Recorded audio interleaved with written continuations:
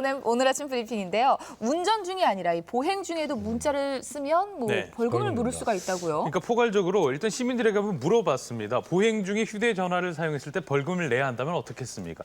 이 답변은 잠시 뒤에 들어보고요. 물건 살 때 싸게 사면 좋잖아요. 50% 할인, 아니 90%까지 할인되는 정보가 있습니다. 보시죠.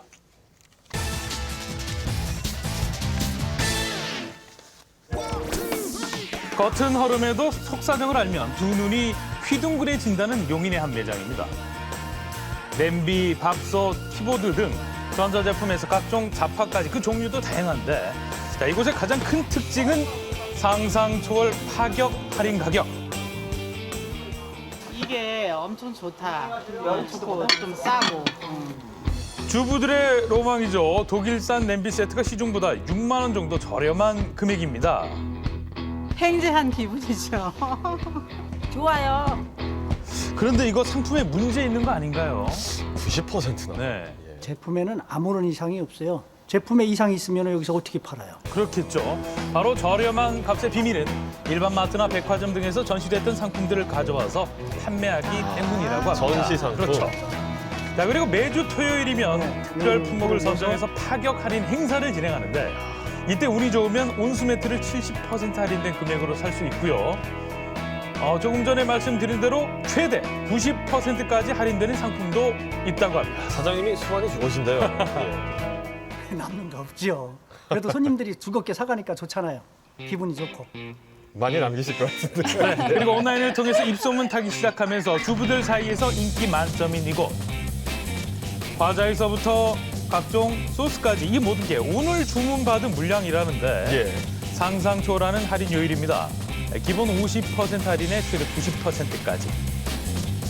자, 상당히 파격적인데 대형마트들 왜냐면 백화점에 입점하기에는 유통기간이 뭐 6개월 이상, 뭐 1년 이상 남은 것들을 이제 입점한 기준으로 삼고 있기 때문에요.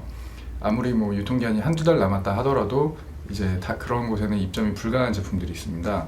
더 싼 가격에 공급을 받아서 고객님들한테 이제 돌려드리고 있는 거죠. 일반적으로 알고 있는 유통기한과 소비기한은 다르다는 사실. 유통기한이 임박한 제품들을 모아서 싸게 판매한다는 건데 자, 이런 소식에 주문 문의도 폭주, 하루 접속자만 6만 명이 넘고요. 약 150건 주문 건수의 재구매율이 상당히 높습니다. 80% 재구매율, 전국적으로 주문하고요. 자, 비결이 있다는데 뭘까요? 오, 이거 확실히 다르다.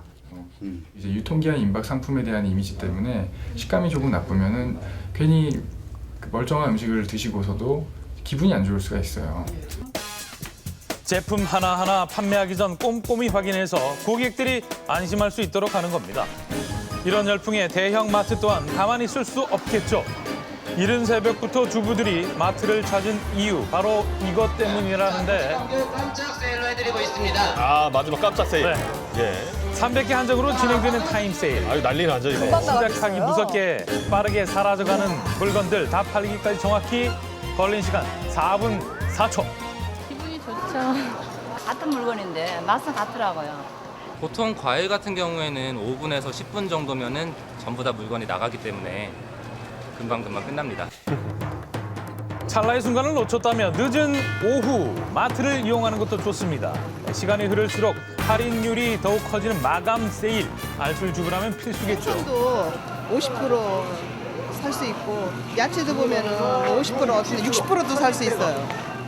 소비자도 판매자도 만족스러운 마감 세일. 상태가 좀 안 좋아지거나 아니면 포장이 불량이 되거나 그럴 땐 그때 바로바로 또 할인을 해서 고객님한테 드리고 있습니다. 이것 하나 기억하죠. 좋은 물건의 기준은 값이 아니라 품질이라는 사실. 좋은 상품 제대로 찾아서 알뜰 구매하시기 바랍니다. 예. 다음 소식입니다. 스마트한 현대인들의 생활 필수품 휴대전화. 그런데 만약 보행 중 사용할 때마다 벌금을 내야 한다면 어떨까요? 일단은 말이 많아질 것 같고요. 아무래도 주의를 해야 될 건 알지만 좀 그런 것 같아요. 받네. 돈 내기 억울하다는 거죠. 네. 자, 시민 대다수가 벌금 제도에 대해 난색을 보이는데 이런 얘기 왜 나온 거예요? 설명드리죠. 이런 제도는 미국의 일부 주에서 시행되고 있다는 사실. 예. 보행 중 문자를 보낼 때마다 우리 돈 약 10만 원에 해당하는 벌금을 낸다는데 이유는 바로 이겁니다. 아이고, 아이고, 아이고, 분수대에 빠지고 아이고, 벽에 부딪히고 휴대전화 사용 급증과 함께 나타난 각종 사고들 때문이라고 하는데 우리나라 사정은 어떨까요? 평소 휴대전화 사용을 많이 한다는 윤영 주부입니다.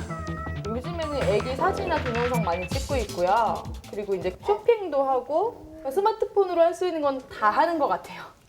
외출할 때도 예외는 아니라는데 때문에 얼마 전 예기치 못한 사고까지 당했다고요. 스마트폰을 가지고 가고 있는데 차 올라오지 못하게 돌뿌리들이 중간중간 이렇게 심어져 있잖아요. 거기 걸려서 넘어졌는데 그냥 넘어진 정도가 아니라 정말 연속 얘기하는 슈퍼맨처럼 거죠? 이런 자세로 붕 떠버린 거예요, 몸이. 무릎은 까져서 막 피 나고 손목도 제가 그때 거의 한 열흘 가까이 이렇게 잘 못 움직였었던 크게 다친 것 같아요. 거예요. 평소 자주 다니던 길이었기 때문에 휴대전화 사용이 문제가 될 거라 전혀 생각하지 못했다고 합니다. 자, 실제 시민들의 보행 습관을 알아보기 위해 거리에 나가봤습니다. 자, 대다수가 이렇게 고개를 푹 숙인 채 휴대전화를 사용하는 수구리족들. 자, 그러다 보니 이렇게 보십시오. 마주오는 사람과 쿵 하고 부딪히는 게 일수입니다. 미처 보지 못했던 거죠. 죄송하다고요. 하게 되면은 계속 정신이 팔려가지고 사람들 지나다니는 거나 이런 거를 인식을 잘 못하고 부딪히거나 그런 경우가 많은 것 같아요. 길 갈 때는 이거를 그만 사용해야지 이런 생각이 아직 머리에는 자리 잡고 있지 않아서 계속 사용하게 되는 거예요. 이 작은 휴대전화 하나 때문에 생기는 각종 사고들. 실제 한 조사에 따르면 휴대전화 사용으로 인한 보행 중 사고 최근 4년 새 400여 건에서 800여 건으로 2배 이상 증가했습니다. 예. 스마트폰을 이용할 말미암아 그 시각적으로 또 청각적으로 주변 상황을 파악할 수 없기 때문에 결국 위험상에 우리가 노출될 수 있다고 볼 수 있죠. 좀 더 과학적으로 접근해보죠. 휴대전화 사용이 얼마나 보행에 영향을 미칠지 실험을 통해 알아봤습니다. 자, 먼저 휴대전화를 사용하지 않을 때 상황입니다. 좌우로 시선을 고루 움직이며 안정적이게 걸어가는 실험맨. 자, 특별히 부딪힐 일이 없었는데. 휴대전화를 사용할 때는 거의 미동이 없다는 거 보이십니까? 예. 오로지 시선은 아래로 화면에만 고정. 이 때문에 마주오던 사람과 부딪힐 뻔도 하는데 자, 휴대전화 사용만으로 이렇게 차이가 나는 이유 바로 시야의 각도 때문이라고 합니다. 일반 보행에선 약 120도 범위까지 볼 수 있지만 휴대전화 사용할 때는 시야각이 10도 안팎으로 줄어든다는 것 때문에 주변의 위험 상황을 재빨리 알아차리지 못하게 된다는 거죠. 파란 신호일 때 걸을 때 내가 안전할 거다라는 생각을 하지만은 사고 났을 때는 결국 그 피해가 바로 내 자신이 될 수 있거든요. 그렇기 때문에 횡단보도에서도 마찬가지로 그 차량과 충돌할 가능성이 많기 때문에 스마트폰 사용을 자제하는 것이 중요하다고 보겠습니다. 네, 꼭 명심하시기 바랍니다. 2014년 강추위 계속 거라 지금 먹으면 더 맛있다. 동장군 한방에 날려줄 겨울 보양식 소개합니다. 먼저 강원도 춘천에는 바다의 기운을 통째로 옮겨놓은 특별한 음식이 있다고요. 남녀노소 모두의 입맛 제대로 사로잡았다는 그 첫 번째 주인공은 바로 해물탕입니다.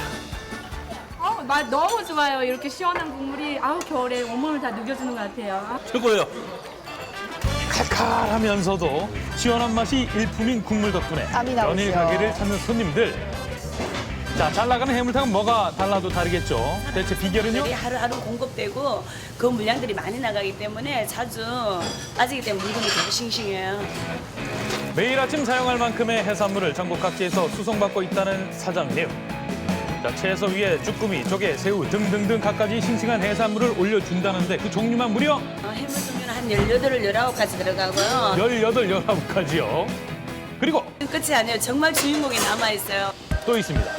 이 마지막 히든카드가 있다는 곳으로 제작진을 이끄는데 물속에서 건져올린 건 보이십니까? 바닷가재. 17가지 재료로 우려낸 육수에 바닷가재를 올려주면 한층 더 깊은 바다의 맛을 전한다는데 박수가 나오죠. 자, 여기서 끝이 아니죠. 낙지까지 넣어주면 올라가요. 정말 이거 끓는 소리부터 남다른 바닷가재 해물탕. 한번 맛보고 가시죠. 맛있어요. 끝내줘요. 인천에서 찾은 겨울 보양식 두 번째, 바로 김치 만두 전골입니다. 자, 100점 만점 100점이죠? 만두 살점 보세요. 야, 꽉 찼어요. 꽉 찼어요. 네.